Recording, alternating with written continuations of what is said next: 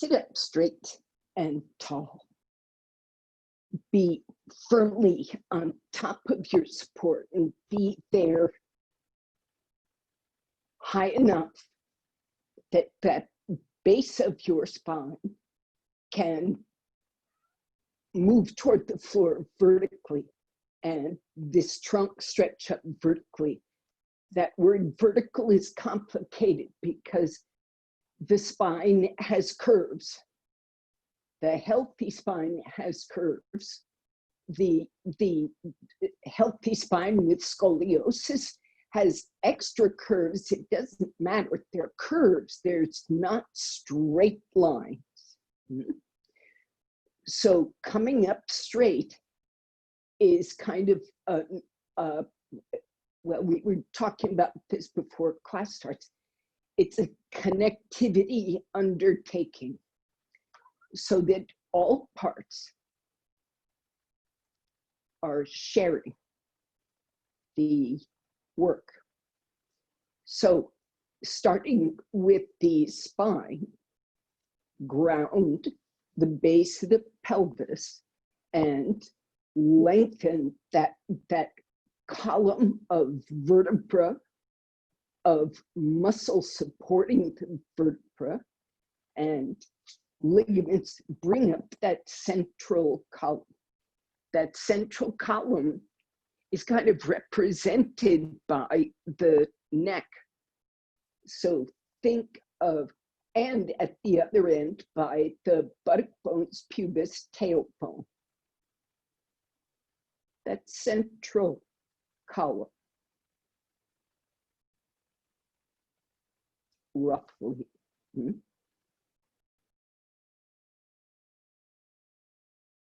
And in terms of this rib cage here, you can think of it as an expansion of that central column.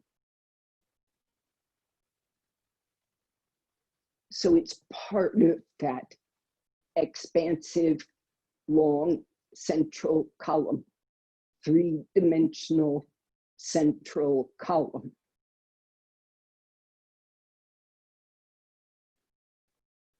It's the arms and legs that extend away from the spine, away from the skull. Even the legs extend away from the spine and away from the skull. But that spine and central column stays quite upright and expansive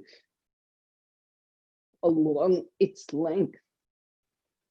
Join your palms, close your eyes. On top of this column, rest the brain, rest the spinal cord,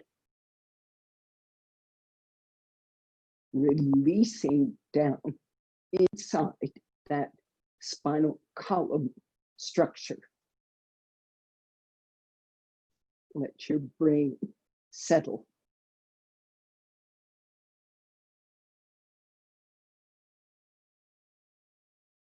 In this quiet space, quiet, upright, alert space, you say your ohms. You pay your respects, your homage to this practice and its teachers, going back to the root teacher, Patanjali.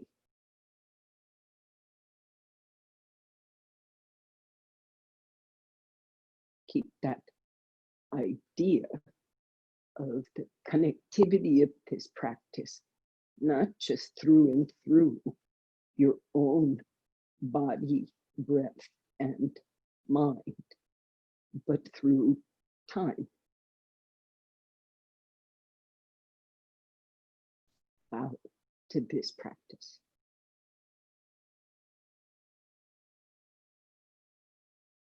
Release your hands.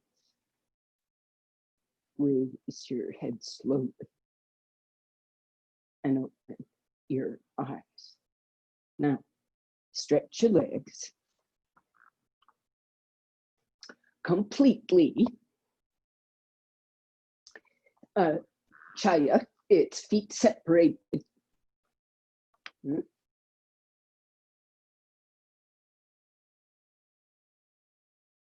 Stretch your legs completely. Give some support with the hands so you have a bit of an arm assist to keep the trunk up. And it's those same directions. You release the spine release the arms from the skull and the spine downward, and that helps you stretch the spine upward.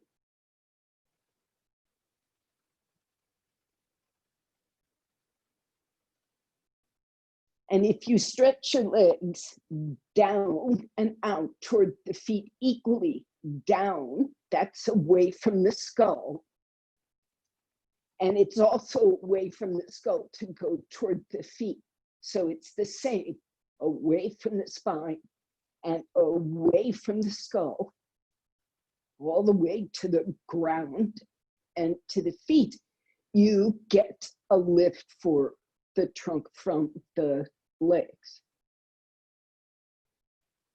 Good, relax. Stand up. Blankets to the side. I have to lift this a bit. Look.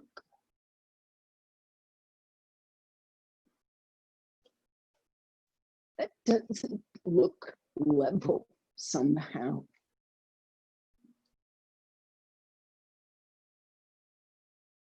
I'm not clear on why I look like I'm on a tilt. Why is that? I think it has to do with, that's better. Okay, stand on the floor with your feet apart. And this is the way I'm saying it these days, so I hope you understand. Stand as for meditation. That means just kind of the way you sit. Arms and legs release away from the skull and spine.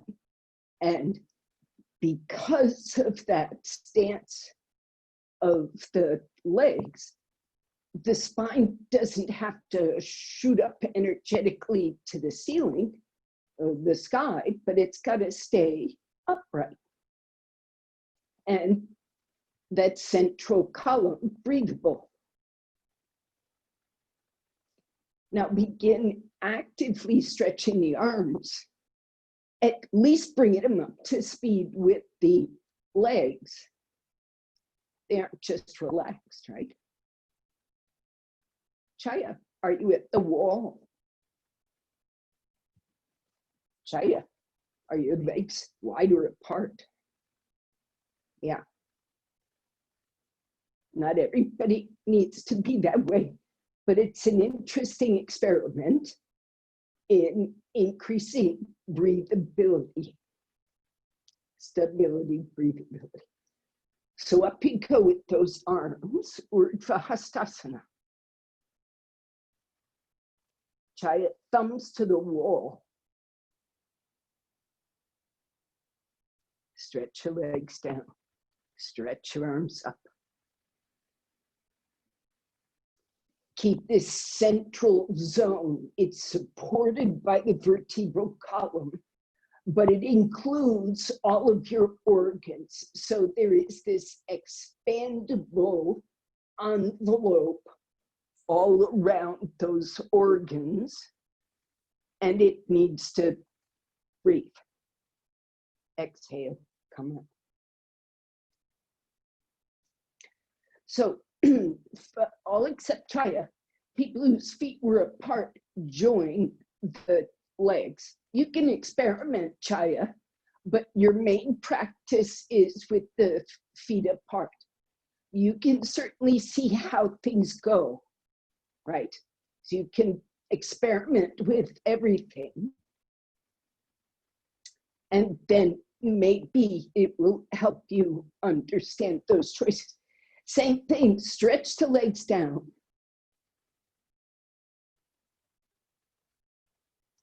Now with the feet joined, many of us get a much better grounding and a much stronger lift. Stretch your arms, take them up. Now, these arms, even overhead, have to stretch from the skull and from the spine. So don't bunch your neck back up to the skull or in toward the spine. This stretch of the arm continues to release from the skull, from the spine. Exhale, come out. Okay.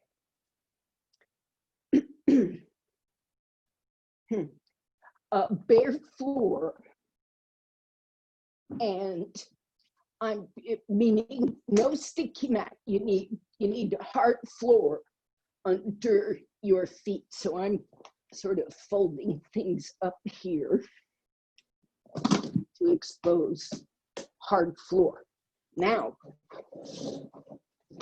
also,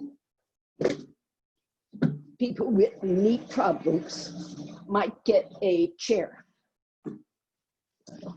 So we've got everything, fix this too. We've got everything here, including a wall behind you if you need it, a chair beside you if you need it, and a hard floor free and clear you can. So everybody go with me and you will graduate to free balance, or you'll stay with support.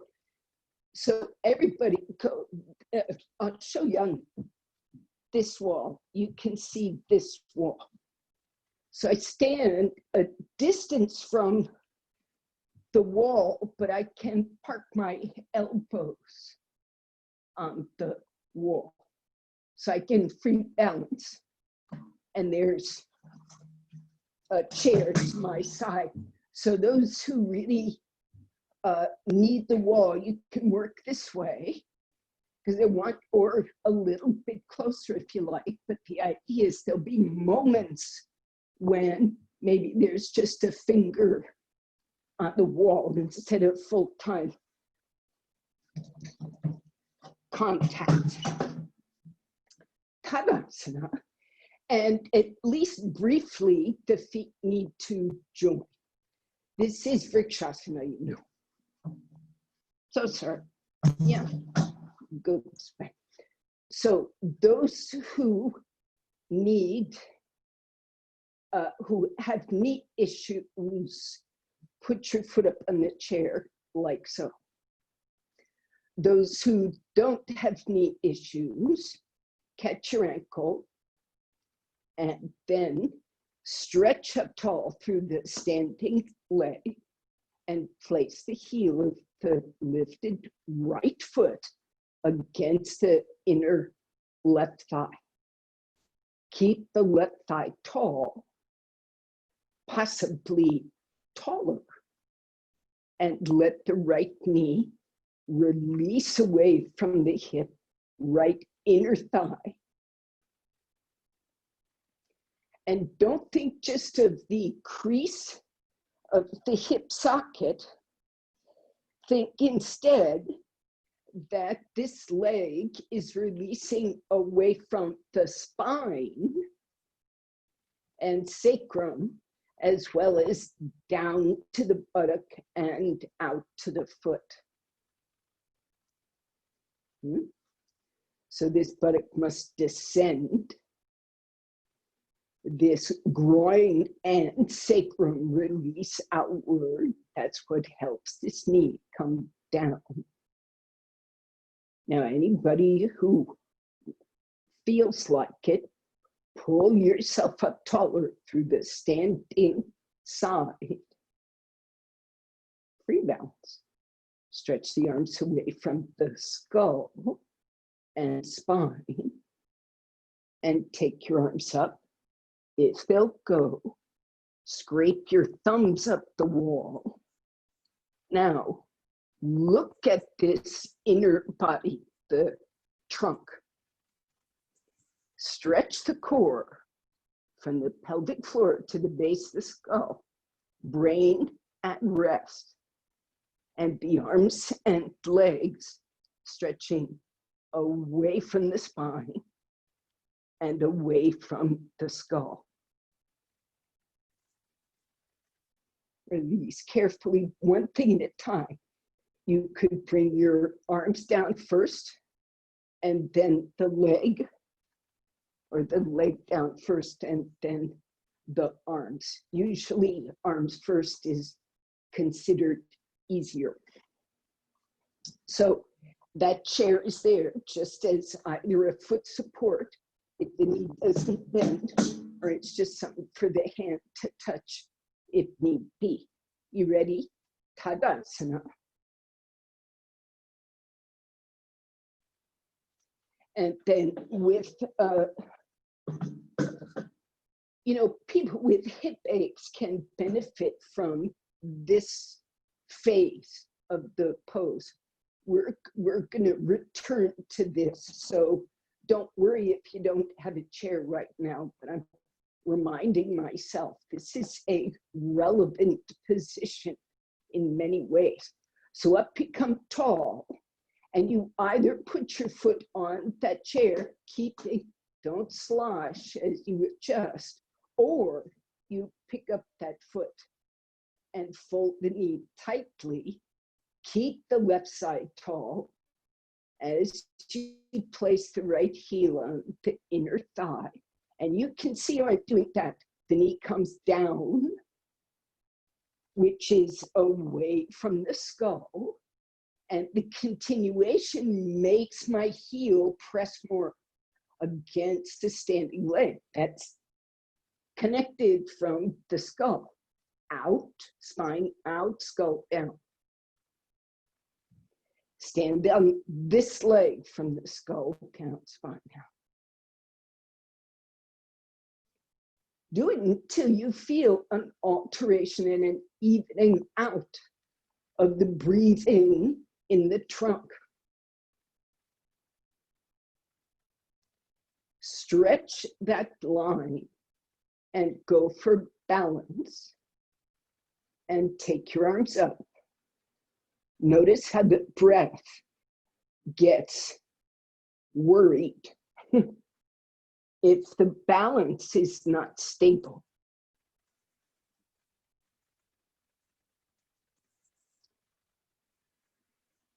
Perhaps in order to stabilize your balance, you want to pull yourself taller toward gravity, push.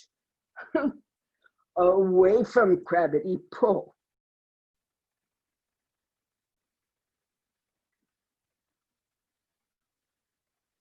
Release. Come out.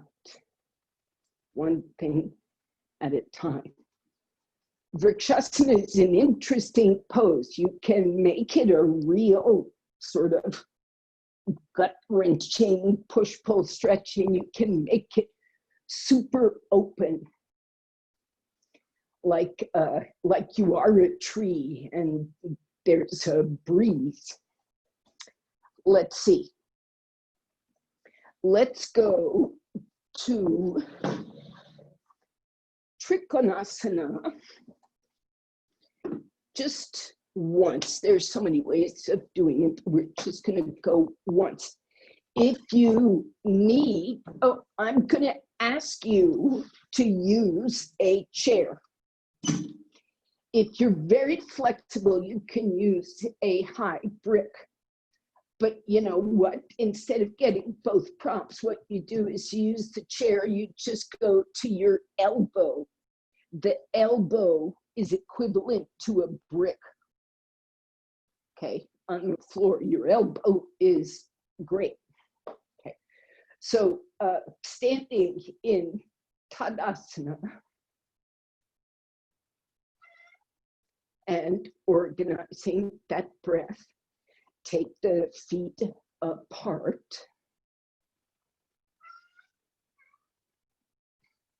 And stretch your arms. Now, Chaya, in theory, the arms stay at the hips, Chaya.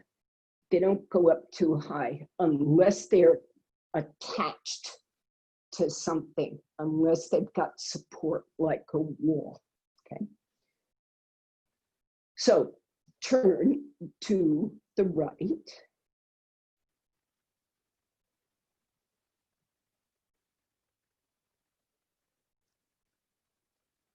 Watch your trunk. I mean, internally. Reach out away from the skull, away from the spine, both arms and legs. So you come to your chair. I should say the chair should come in close enough that your arm is fairly vertical. So maybe you could scooch forward, or maybe you could pull the chair back. Top hand to the hip, everybody. Now stretch your legs.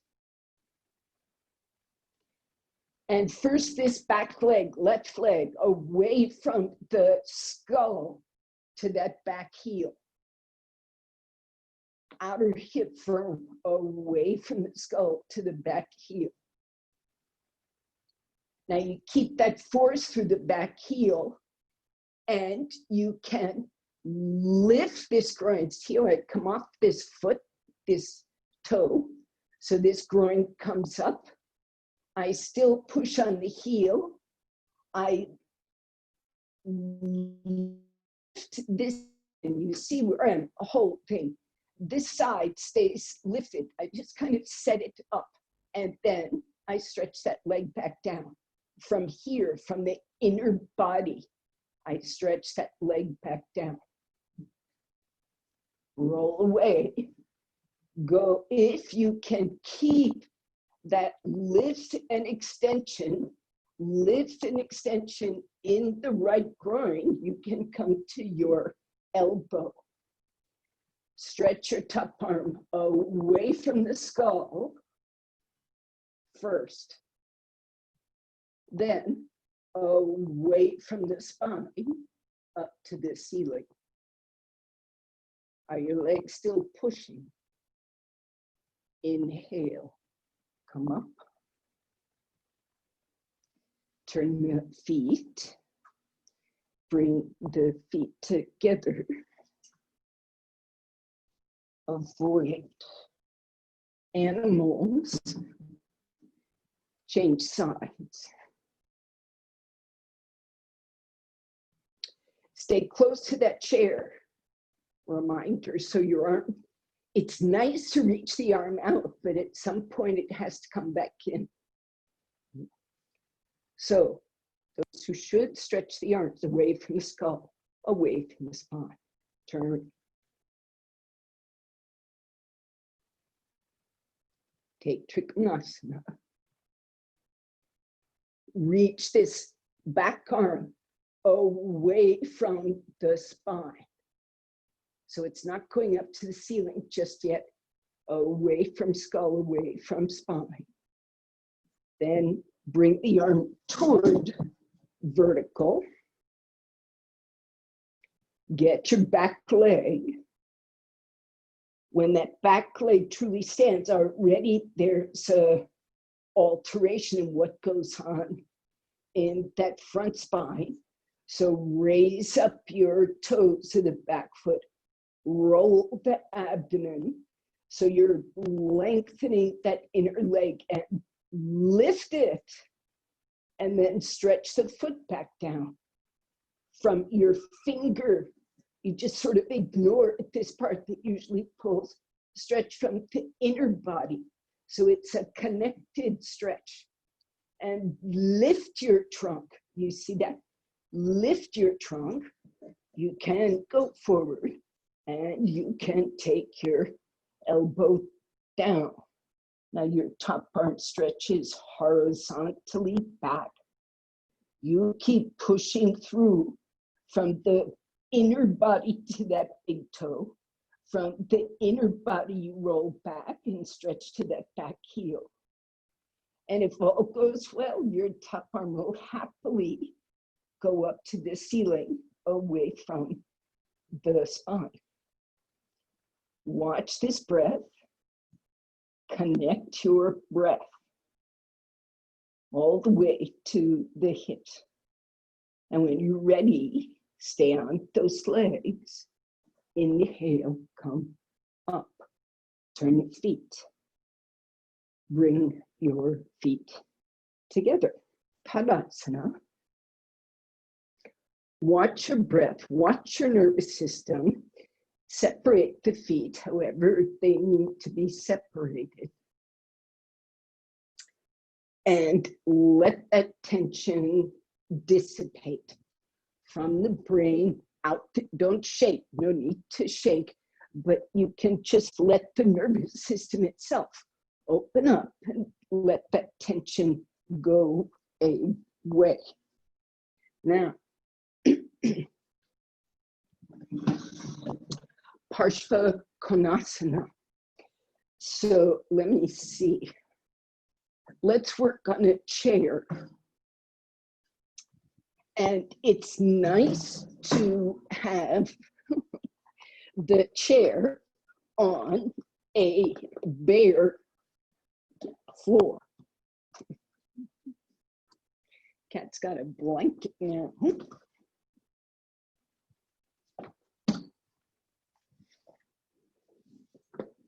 Excuse me. So a chair on a bare floor.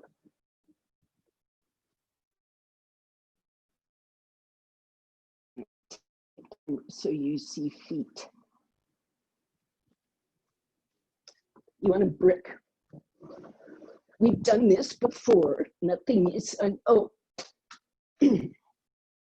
let's do it. You can sit on this chair. If you are a small person, such that when you sit, your feet don't quite go, your heels don't quite go to the floor. If your feet dangle just a bit, you need to bring in something to raise the floor. So if you're really small, it'll be bricks. And if you have long shins, then you've got to raise the chair seat so that the thigh is grounded. That's the idea. You want the heel flat and the thigh grounded. And chairs are mostly alike and people aren't. So don't be at your maximum height, but be where the sense that the thigh can relax down is clear, okay?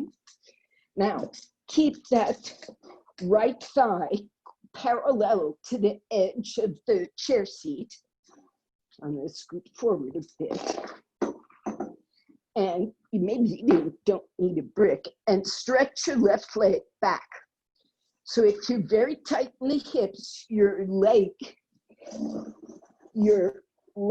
is going to come forward of the line. If you're more flexible, you'll get in line without losing this thigh. This thigh won't start sitting back, dragged out of line. So I'm leaning forward and I'm doing this. Elbow on the knee, making it quite easy. Now, be clear in your contact through the foot. Be clear in your contact through this right thigh. You've got to get that buttock to drop down to the chair seat so that this front spine can come up. If your buttock is coming up, your belly is going down. So turn that. Pubis up, buttock away. You can hold the back of the chair. Stretch your back leg from the spine, from the skull. Lift the ribs. Release that leg from the skull and spine. And turn. Keep space in this right hip. Stretch your arm horizontally. Chaya, you can stay as you are if this is comfortable and breathable and not hot. The arm can go up to the ceiling if you like, but watch this part of it to see how the stretch goes, how the nervous system goes. Arm overhead in a full pose. Keep that right buttock seated. Make full use of the chair. Now come up. This is maybe a hard part here. Watch. Stretch those legs. Now do something intentional to sit this buttock down. You have to use this leg to start coming up through the trunk. And as a matter of fact, walk your back heel back. That's going to help you not be stuck coming up. Shift that back heel a little further back, then you can come up. Okay, carefully turn, raise the heel, and you can come out. Are you okay? Was that last part good or too much? It was good. Did your pelvis open like to Virabhadrasana 2?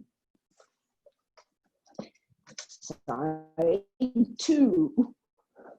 Stay parallel to your chair, parallel to the room. Give yourself landmarks so you can, and also keep the whole thigh supported so you're toward the back edge of this chair seat with your buttocks. And you lean over it.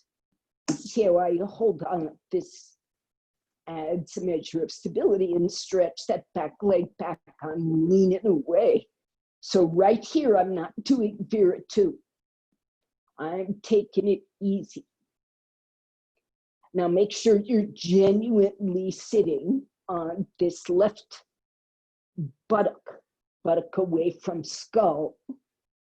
So that skull is now independent. And the buttock is independent of the skull.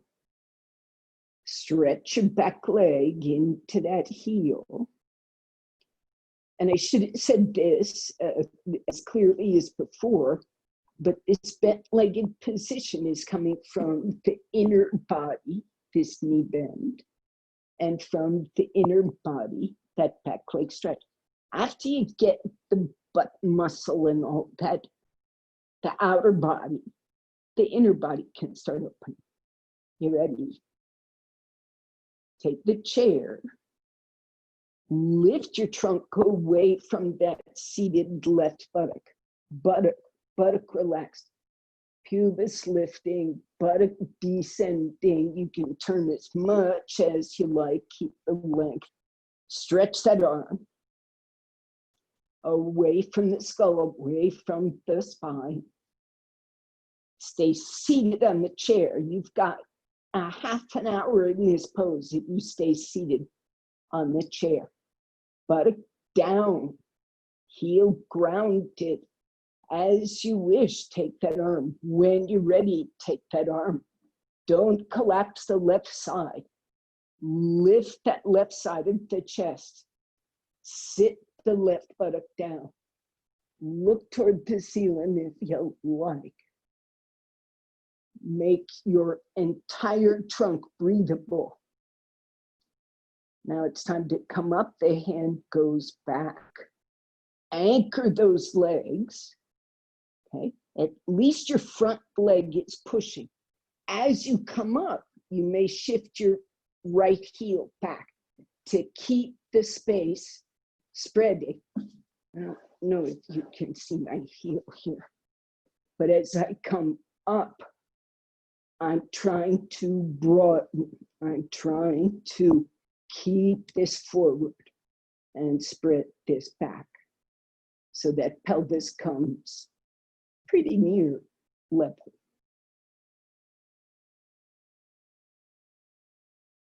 Good. Turn, raise your back heel as you roll the hip, and then you can bend the knee and come out.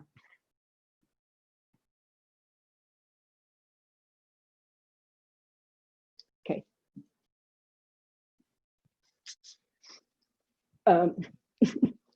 All right, so now the chair is on the hard floor. Oh, nope, changing poses. Ha, ha. All right, and I'm gonna put one of these mats back down. Okay, you need a blanket.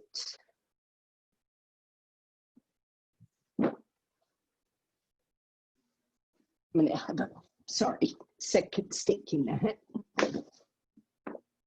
You need a blanket. This is the blanket, it goes crosswise. Yeah, I think I can see, you can see the wall.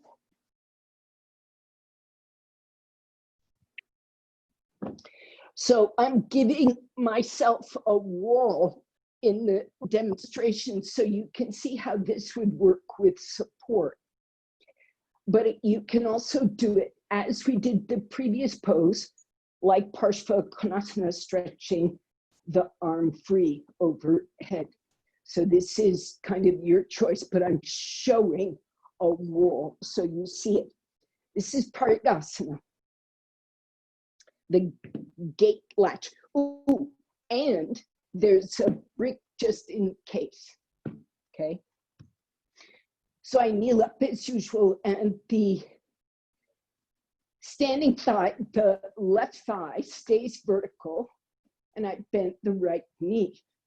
So you see, we're revisiting that pose that I was referring to on the chair. So you don't face forward with that knee is sideways, like Vrikshasana. And keep your outer foot down, which helps you firm the outer hip. Lift your trunk and think less with the hip sockets and more from this root, spine, middle body, and skull.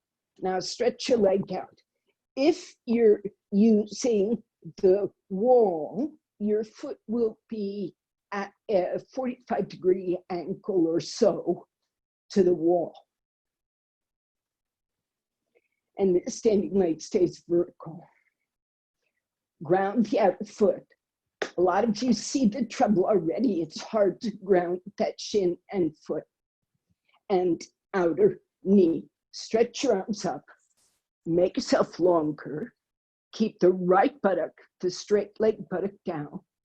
Now, these arms have to reach away from the skull and away from the spine. They're being pulled away from each other, away from the skull, away from the spine. And you see how quickly I get to the wall. You've got to go up the wall and stretch your arms away.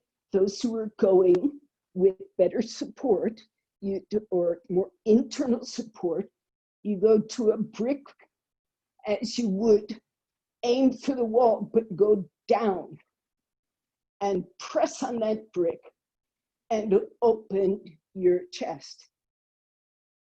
And if there's more room in this trunk, go farther, go to your ankle. But I'm asking you to work deep in this spine. So stay on a height that assists you to breathe. And the arm finishes going overhead. And that stretch should feel like it comes from your left outer knee. That's what it's a connected stretch. It's not just your waist. Come up.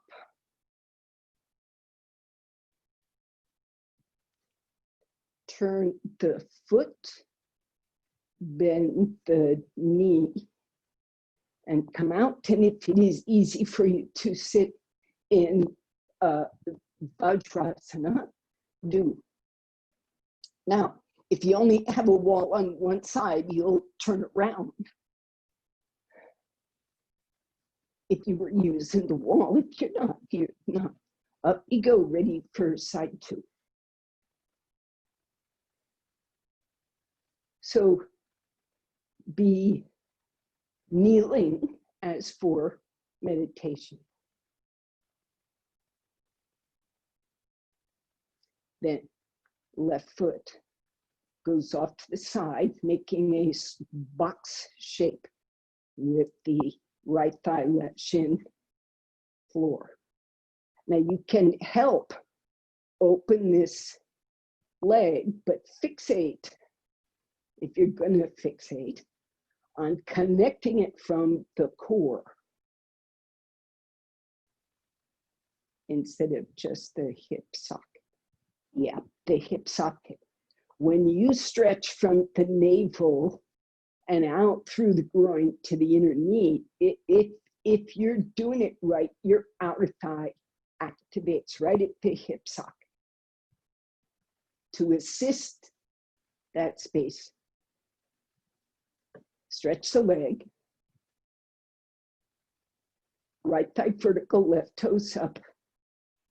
Now it's possible, if you're clever, to pile up a weight underneath that foot so it's got something like a wall to brace against. Now come up tall. Keep your left buttock descending as these arms come up high, lifting your trunk, and then reach the arms tremendously away from the spine, away from the skull, and reach them away from each other as you come out. Now maintain the push through, I forgot my brick, maintain the push through this right thigh, the firmness of the outer right hip. Use the push through your left arm wherever you need it to lift this left trunk. Whatever is tight, give it respect. Do not overstretch any part of this right side. If you go to your foot, yay. If you don't, yay. Make space, connect, and the arm goes overhead with a stretch that arises from the outer knee, below the hip. Keep growing that outer side, and it helps the inner. And then you come up carefully. Turn the foot forward. Let the knee bend. Help it if you need to. And sit.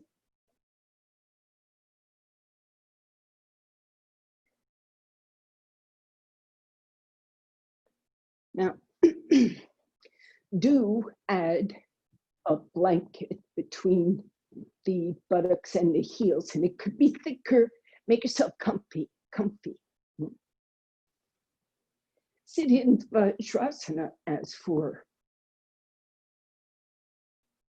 We're not gonna, we shouldn't actually call it meditation, but as if you were preparing for meditation.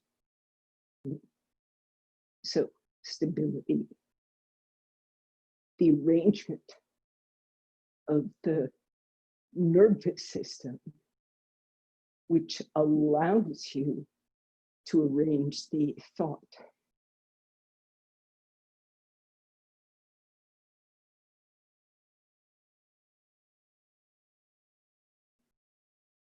Okay. However brief, start draining that tension from the pose. Now, let's continue draining tension from the pose. You're going to, I'll show from the side, you're going to take a pose that is half Prasarda Padottanasana, that's the legs apart pose. And the other half is dog pose. Now, the part that's Prasarda Padottanasana is from the hips to the feet. And that means these buttocks and these legs are standing vertically toward the heel, and they are drawing back fairly sharply at the same time as you are stretching your trunk forward. So there's not much weight on the arms. And there is actively backward pulling legs, even if they get slightly behind your heels. So Chaya, when you do this, take your heels away from the wall and let your buttocks rest on the wall. So it looks like, you see my feet, that gap that's longer than a brick. So you do that, and then you could stretch your arms forward on bricks, and you would be long the way, in the exact same way everybody else is. And if that's comfy, stay there. If it charges you up, don't stay. Figure out how to make the breath quiet. Pull back through those thighs. If your spine is curved, come up on bricks and go forward. So you open that rib cage. You might even come up on a chair. So you're looking to make that central column, buttock bones, tailbone pubis, marking the bony outline of the base of the trunk, and the base of the skull, whatever straight means, away from that.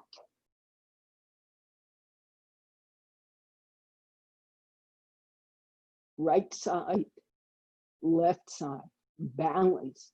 Some of you may have a curvature, like the left lumbar is a bit short and the right lumbar is long, or vice versa, maybe the rib cage.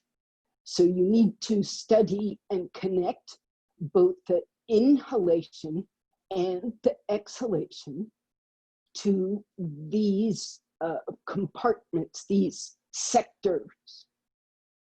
Some of you have tension in the neck and throat, not in the low back. Breathe, inhaling and exhaling. The exhalation is like a cleaning mechanism, and the inhalation is like a refreshment.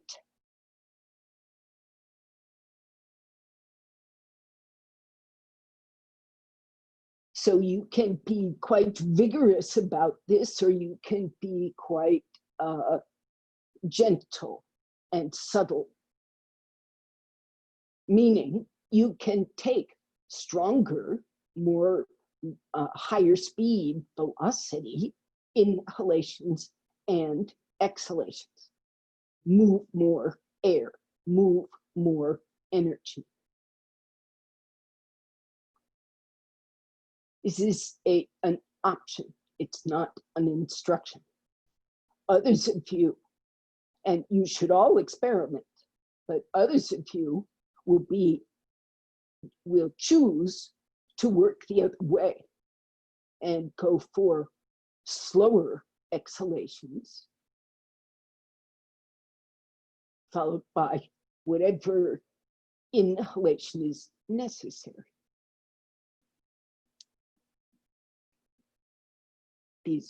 Some of you will work on drawing energy Others of you will work on dissipating energy.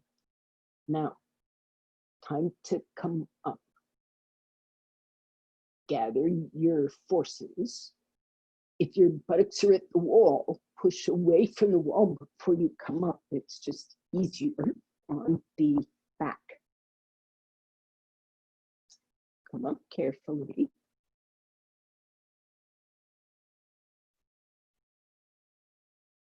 Good. Now, come out. You need probably a blanket and a chair.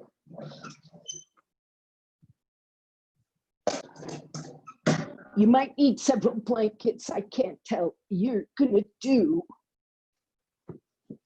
Upavishta Konasana. That is this pose. Seated, Upavishta, seated, Kona, ankle, seated, angle. This wide leg position is the angle. And you're sitting high enough that you are comfortable in your spine and you've got some kind of mobility. Now you can use props freely. You can have 2 chairs. I'm showing with only one, so your field of vision is clear, but you could also put a prop chair, bolster in front of you.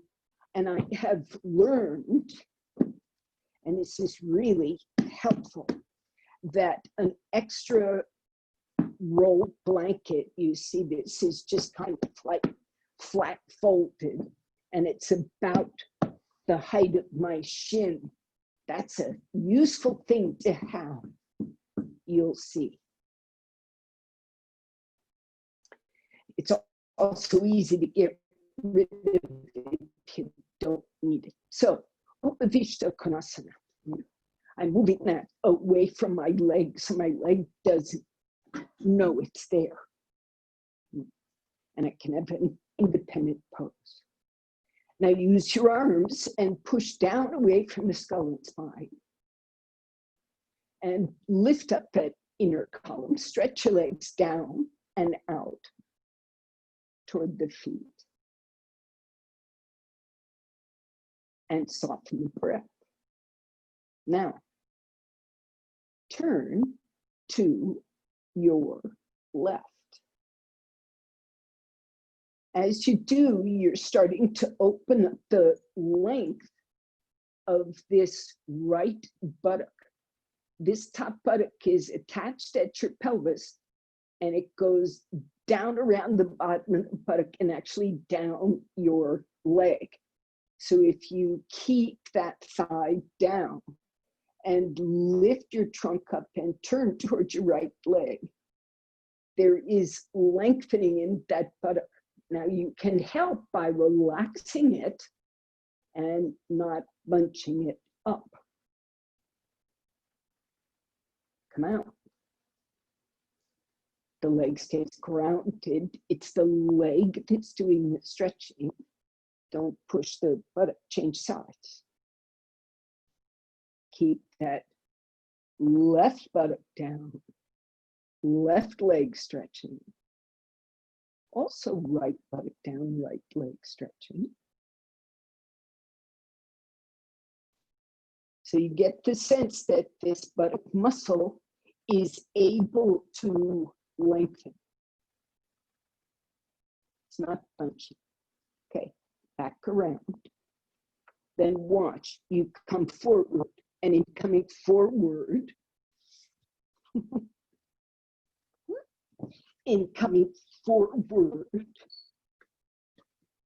this stays grounded. So once again, that buttock has to lengthen.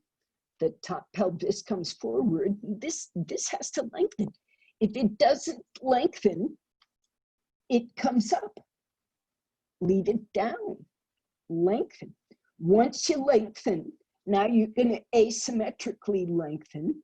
I'm coming over toward my right thigh. So the left buttock is lengthening more if I go way toward the other side. This buttock has to lengthen more. So you're as far down or up as you care to be. Coming over toward those legs. Stretch your legs down and out toward the foot. Go forward, lengthening both buttocks symmetrically, and then go asymmetrically off to one side. Keep both legs stretching, especially the one you're going away from. So you keep a minder on that top thigh. It's going down away from the skull. And then you come up as much as you need to with as much hand-arm support as you need. Go back to the center, long buttocks, long legs. Get yourself even, notice how the circulation changes. No, things change. So go, try to even them out now. Keep that outer right thigh down, right buttock lengthening.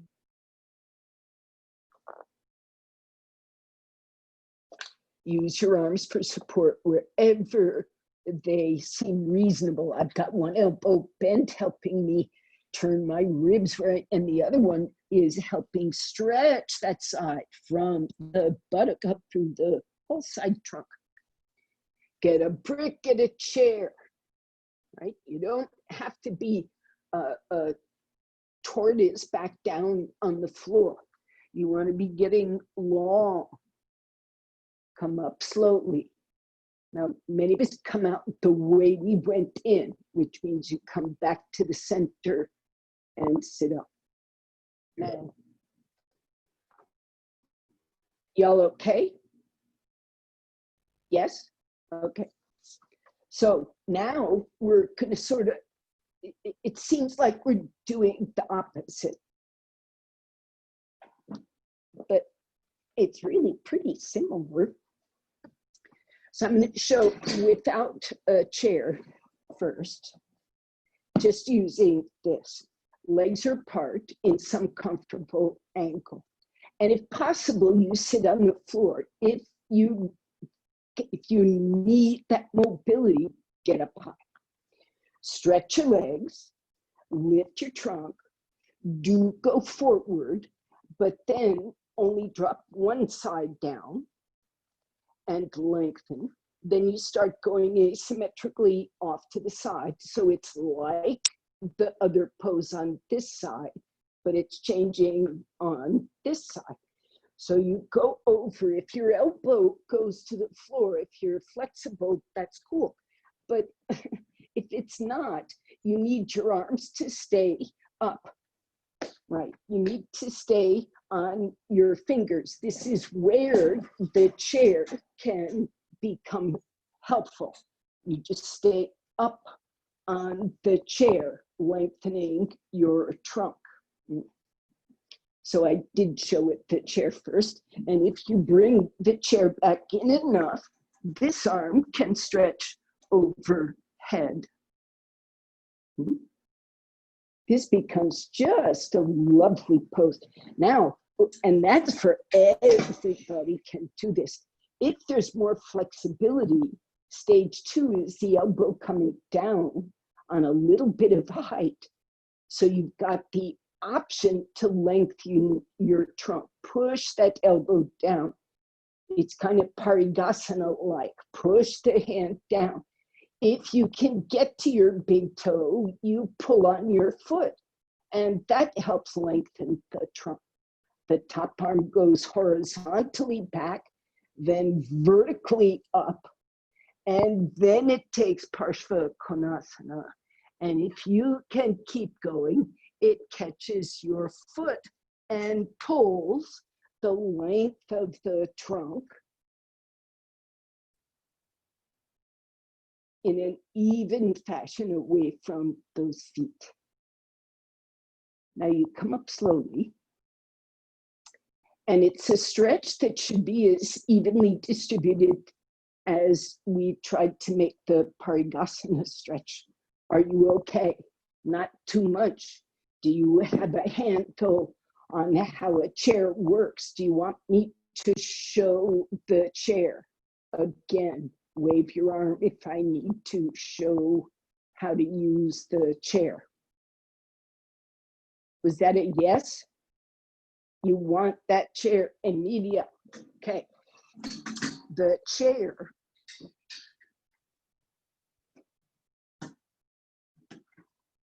is arranged so that only its front leg is in front of your shin. It's got 3 other legs behind your shin.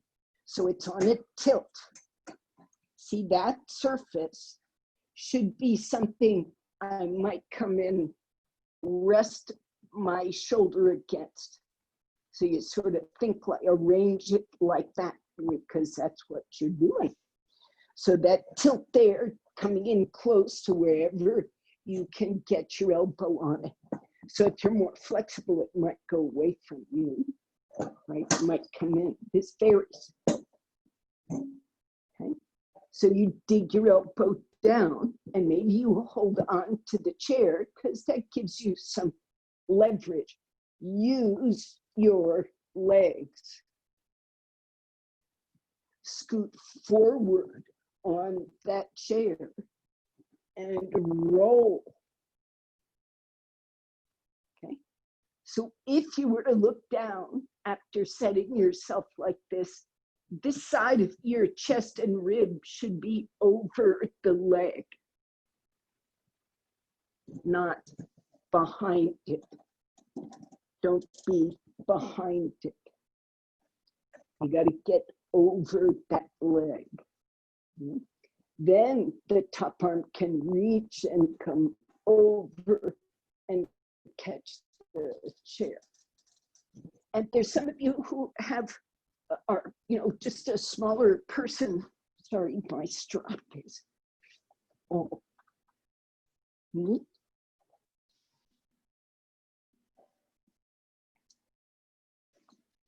Rope extender, arm extender around the top of the chair. Okay. Yes. And those with the elbow on the blanket,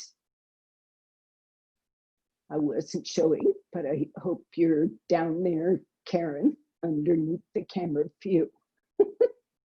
You just wave an arm. Okay. Good. Some of you look like you're having a good time. This is, in fact, one of my beloved poses. Okay, you all right now? Suzette, having fun? Okay, would you please do Adho Mukha Svanasana, of all things?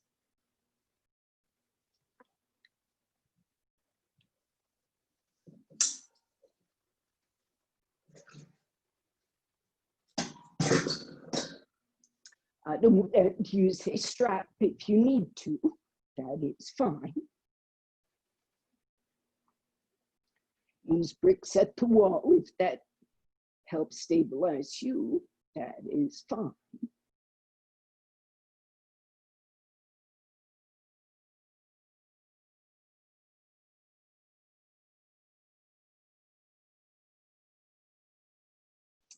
So come up with your mind into those top thighs and draw them back. Reminisce about that Prasarda Padottanasana and get that thigh going back. Stretch the arms forward, away from the skull, away from the spine. And out you come.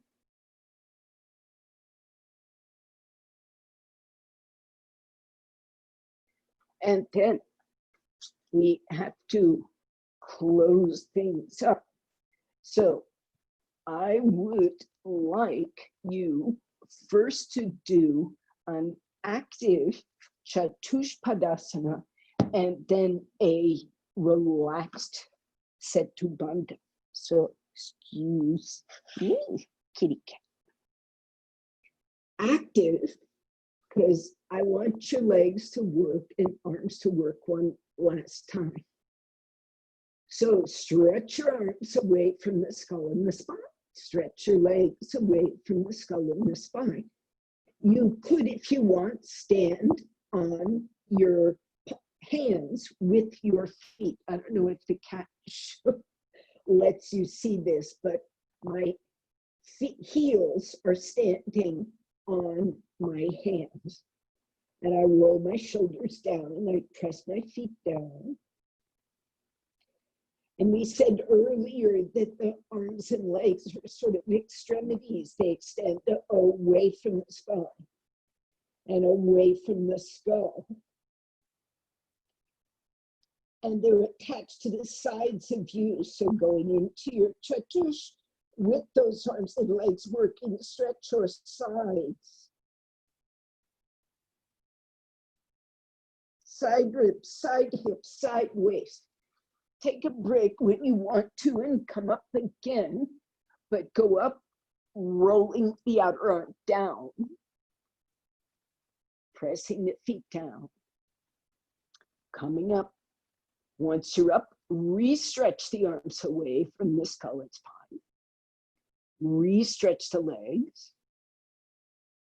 You can even bend your elbows so long as that upper arm is still extending. You can use the hands to help lift and stretch and pinpoint attention on your side rib, side waist.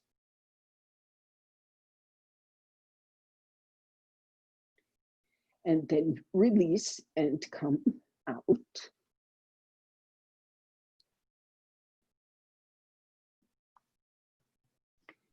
And now, you have two choices. One is you can take genuine Shavasana, or you can rest in an open-chested pose with your feet elevated. Don't take a strong pose, take a restorative pose. So this blanket arrangement here is just piled up for underneath my feet, and I am taking, you could use bricks, you could use an extra bolster. It just is, you need some height. And then lie back spine wise and coil over so the chest is open, and get comfy and stretch your legs.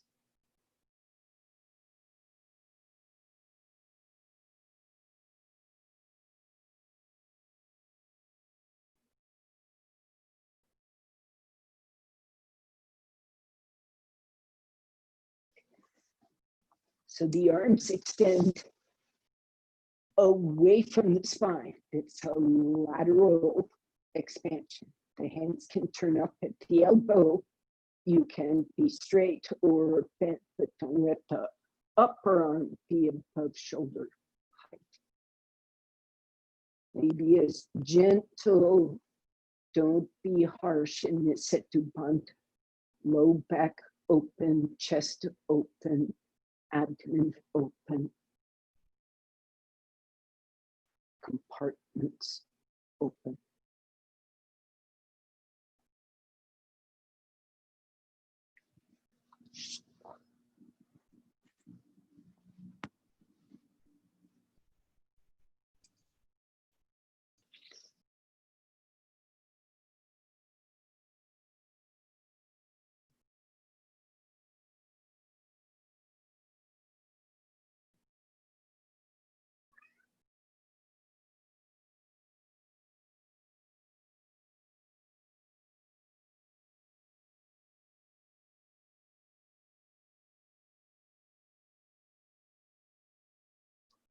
So use this time to wash.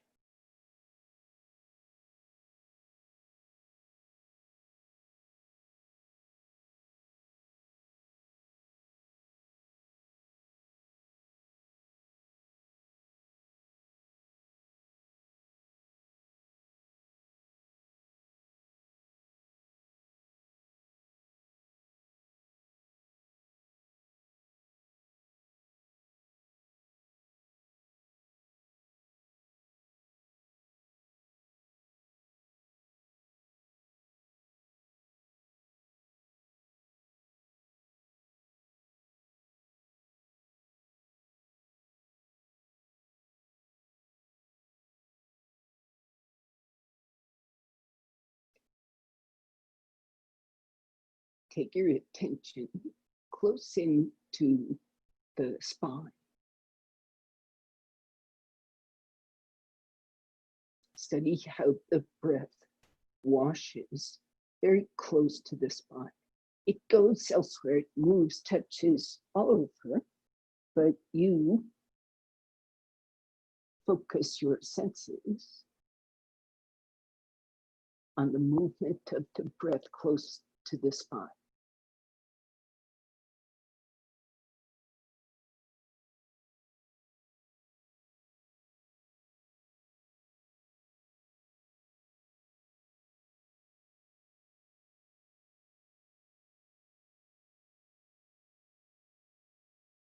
Look at the back of the rib cage. Keep the abdomen soft. The better you deflate and soften the abdomen, the more easily the breath can wash up, sort of past the diaphragm and get deep into that rib cage behind the lungs.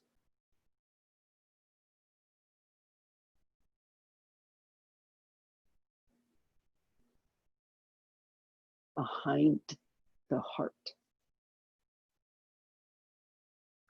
You're on this support with the chest elevated. If the support is correct, it puts a bit of space between the heart and the spine, into which the breath can move.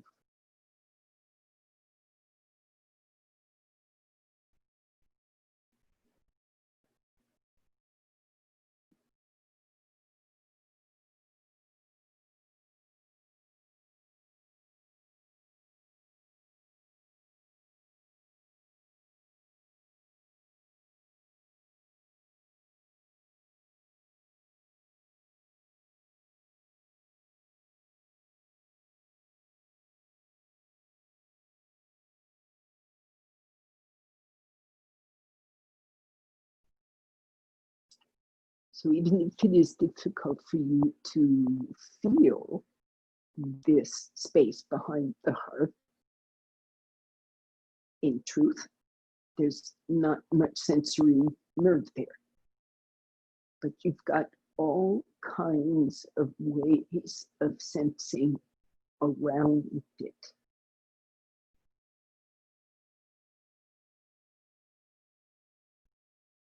There's other sorts of sensors.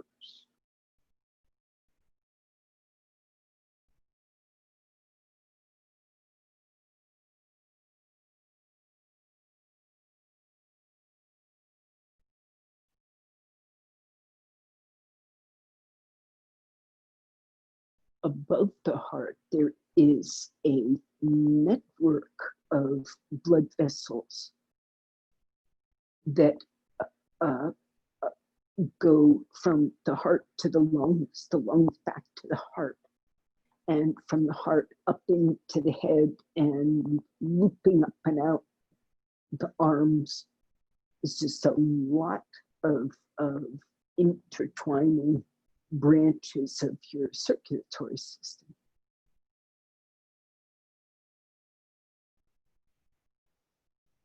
So if you can keep that chest open so the breath comes up to that zone, that's nice. 2.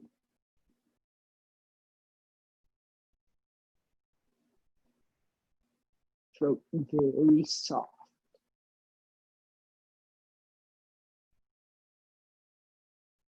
The lift of the breath into that top chest should be quieting to the throat and the head. No struggle. Now, it's time to come out.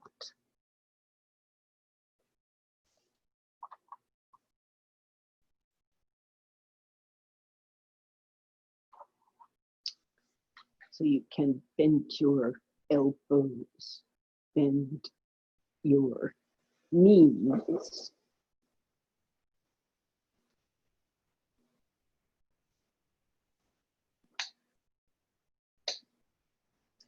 You can also stay put, but I'm going to say my namaskar.